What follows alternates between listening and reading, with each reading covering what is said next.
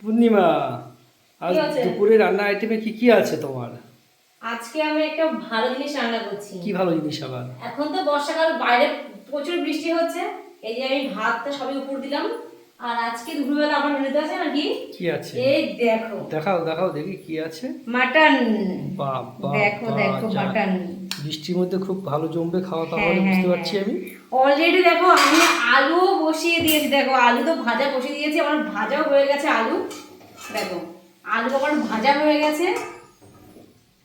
মানে বাইরে তো প্রচুর পরিমাণে বৃষ্টি হচ্ছে, তার মধ্যে গরম গরম ভাত, আর যদি সঙ্গে থাকে যদি খাসির মাংস, মাটন কষা, ইস, একদম তো জমে যাবে।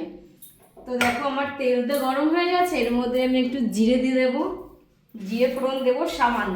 তো মাংসের মধ্যে জিরে দেয় নাকি আবার? হ্যাঁ, ফোড়ন দিলে যে টেস্টটা ভালো। জিরে বাটা দেয় না? জিরে বাটা তো দেয়, জিরে বাটা দেয়, আদা বাটা সব কিছুই দেয়, তার মধ্যে আমি জিরে ফোড়ন দেবো, একটু গরম মশলা দিলে ভালো হতো, গরম মশলা গোটাটা নেই। দিয়ে দেবো পেঁয়াজ, দিয়ে দেবো।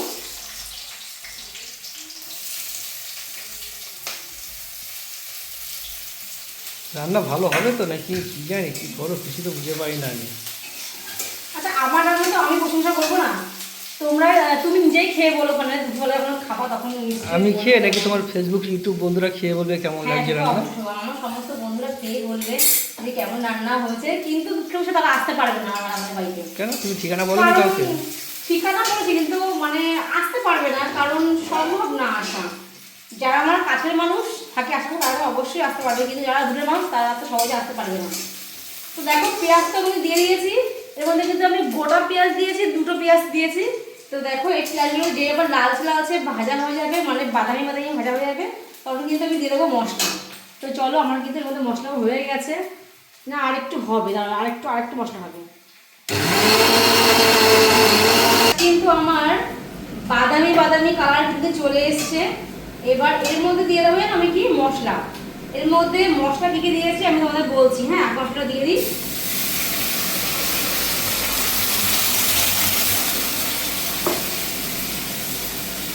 এর মধ্যে মশলা দিয়ে দিয়েছি হচ্ছে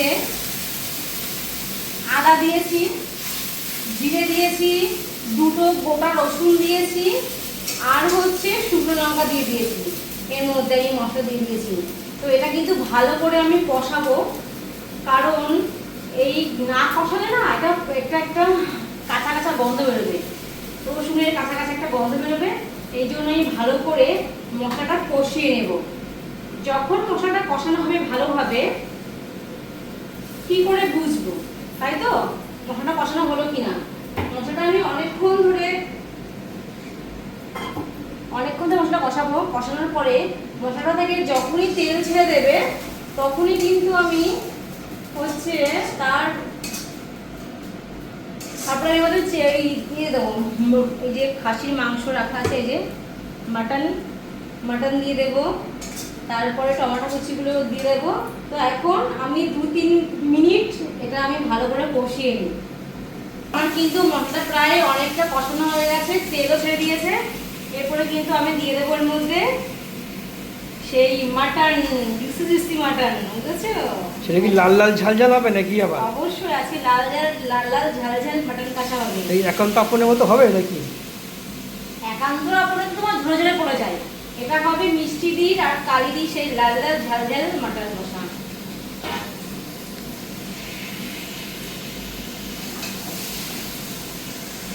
শুনতে পাচ্ছ বাইরে কত বৃষ্টি হচ্ছে?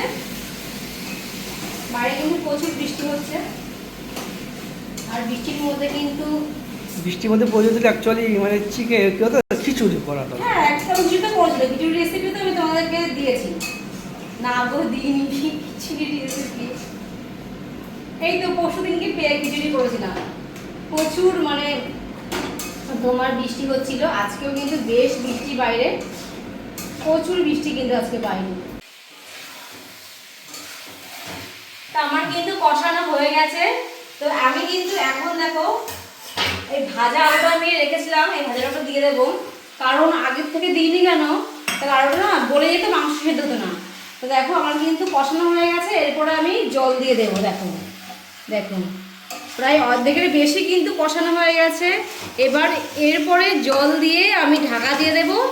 আর পোড়ো মির্চ জ্বললেই কিন্তু হয়ে যাবে আমার মাটন কষা।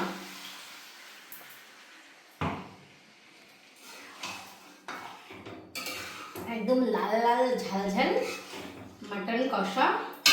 আর একটু জল দিয়ে দেবো।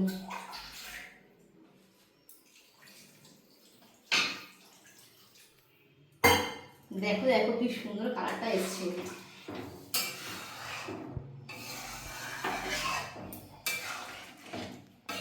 দেখো কি সুন্দর কালারটা এসছে। এবার একটু ফুটলেই আমি কিন্তু নামিয়ে দেব। তারপরে কি গরম গরম ভাতে এক থালা ভাত আর দুটো মাটন কষা তো মানে সেই লাগে খেতে। তো রান্নার পরে আমি আবারও দেখাচ্ছি তোমাদের কেমন হয়েছে, শেষ পর্যন্ত কেমন সেদ্ধ হলো।